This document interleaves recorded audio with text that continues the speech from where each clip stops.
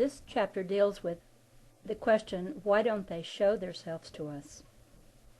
So he called this chapter, Why Don't They? Some of the more common queries often repeated are, why don't they come openly to communicate with us? Why don't they teach us? What is their purpose anyway?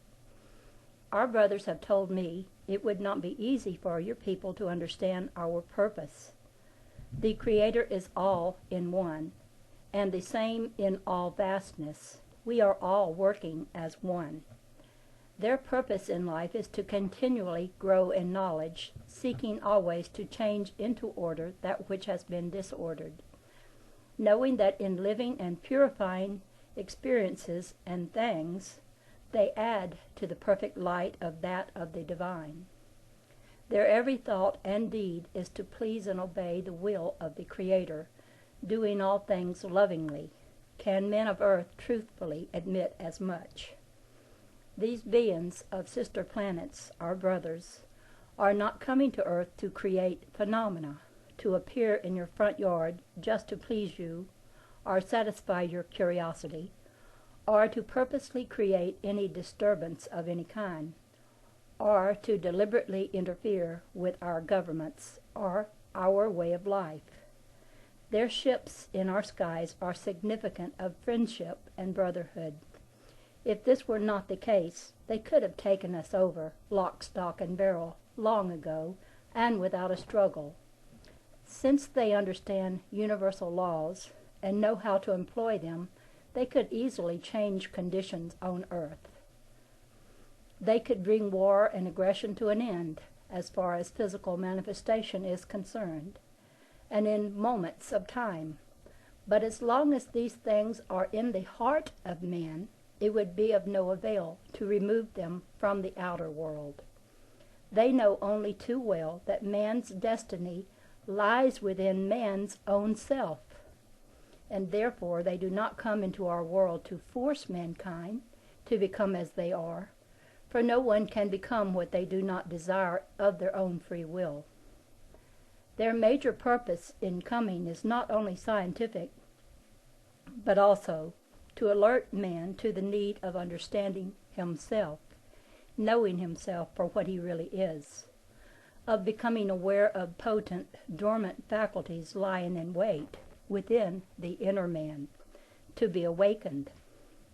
We must remember that our brothers have their lives to live and to fulfill, striving for improvement, and problems to be met, too. Yet they are willing to take time out from their own advancement to extend a helping hand to their stumbling brothers living in darkness. They do not compel any man into any way of life. Therefore they desire only to help those who desire to become more perfect channels for the manifestation of divine law, to help those climbing the ladder to at-one-ment with the divine.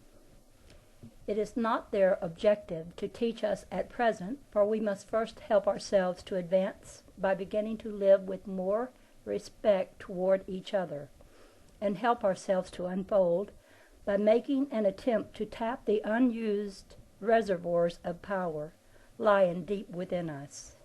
We must make an effort to lift ourselves up out of our present state of self-consciousness into the real immortality of cosmic consciousness. Cosmic consciousness is the result of growth, not some sudden power. It is a knowledge of the life, law, and order of the universe, a knowing that everything is a part of the universal law, and that all life is merely a unified division of the whole. We are aware that before time existed we were, and after time we will be, that we are creator and created. They are not interested in the personal problems of our everyday life. They are interested in our spiritual growth, in humanity as a whole, and therefore it is their purpose to give us guidance and counsel if we will but accept it. Thus they refer us to the highest source of truth teachings available on our planet, teachings of universal principle, true throughout the universe and on all other planets. This that we may gain a clear and detailed understanding of the real nature of man, that we may regain the spirituality which was once ours, that each who so desires may play his part in bringing forth the kingdom of heaven or holy city on earth, that ultimately universal peace will reign throughout the cosmos. Man must first seek the kingdom of heaven within himself before the Christ kingdom can be established here on our planet.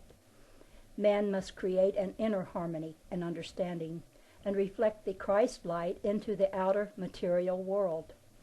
Our brothers know that the kingdom will not be brought in without a terrific struggle in the heart and soul of man. For there are those who love darkness and will take their stand in opposition and rejection. They know this earth is a prison world with many rebel souls, and as long as they, the rebel souls, have an intense desire for power, dominance, and destruction, that long will the struggle, the battle, exist. Many of you have interrogated, why don't they contact me? Why do they contact him? One point is significant. Our brothers have contacted people in all walks of life: position, profession, education, wealth, beauty, or homeliness are not requisites considered in determining whether you are a likely candidate for contact or not. If you are more desirous of being of service, of helping suffering humanity into a condition of greater life, than you are of worldly fame or gain, that would be one qualification in your favor. Often a person of little education, consumed with the desire for service, has a better chance than one of highly evolved intellect, who is selfish in his purpose. Too often the academic mind is encumbered by the fetters of education, being a closed channel not open to the wisdom of the divine. There are certain individuals who are acting as agents for our brothers, and may well be performing this duty because of some cause set up before entering their present incarnation. The reason a person is contacted goes much deeper than one would ordinarily suspect, to the inner man, to the nature of the real you. If man knew himself, he would know why he is or is not contacted. As is often said, all that glitters is not gold. The gold tinsel of superficiality is often only a thin veneer covering the darkness of ignorance, wherein lies no recognition of the spiritual self. One important aim on behalf of the brothers is to determine whether any designated agent has the courage and the profound desire or not to bring the message of truth to the people. For too frequently a person will fail because of an inflated ego, or because of criticism and the fear of what others may think or do to him. We are a people impregnated with fear, even afraid of believing in anything at all. However, when one has the truth and knows it, when he has that conviction, he is not concerned with antagonistic opinions of others, or judgment and condemnation passed upon him by skeptics and non-believers. No one's opinion or ridicule ever has or ever will change that which is truth, for truth is infinite. Many are called, but few are chosen, because they falter by the wayside and are weak. One must be strong and willing. You can't be half-hearted. It must be understood that God has no preference whatsoever. He is no respecter of persons, for the sun shines alike on all.